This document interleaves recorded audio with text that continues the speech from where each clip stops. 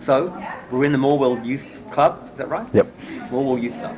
And then you join the Morwell Tigers, where you play your first senior game at the age of 15. Yeah. Very cool experience. So at the time, obviously still underdeveloped body, kind of undeveloped mind as well. You're not quite as mature as you are now. So Playing against men? Playing against men, full-grown men, with kids and etc. So I played my first game 15 at Morwell Tigers, down in Sale. Down in Sale. That was my first game, and yeah, I remember just like the physicality they had in guys. But at the time I was fast enough to get away from them and agile enough. But obviously being a 1v1 contest and all that, it was very daunting. But I used that to further my development. When I was growing up, I always tend to play a couple years above, so just I can get a bit more comfortable before I can actually be the same age as them. So in 2 years' time, I'm actually a bit more advanced compared to them. And yeah, it was very daunting, but like it helped me, perform and become this person. When did you go into the Gippsland Power TAC? Yeah, so I played my first Gippsland Power game under 16s.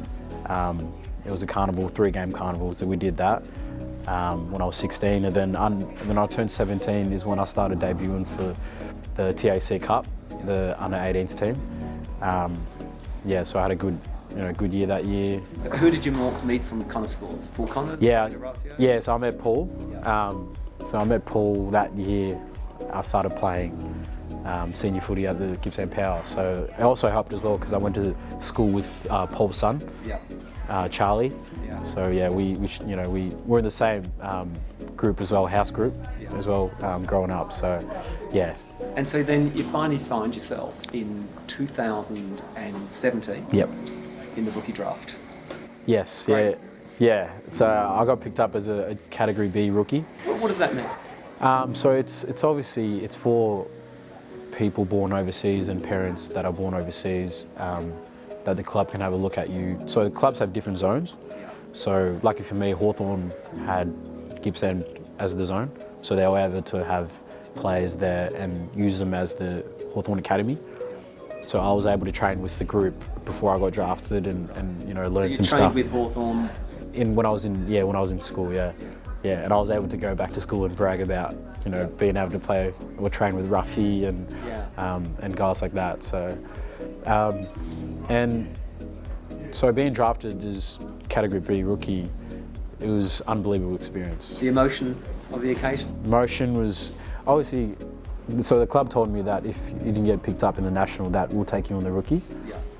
So that helped me loosen it up a little bit. But there was so much hype going into it. Like I was so excited to start training. When they told me that if no one was going to pick me up, I'd go. Luckily, no one picked me up.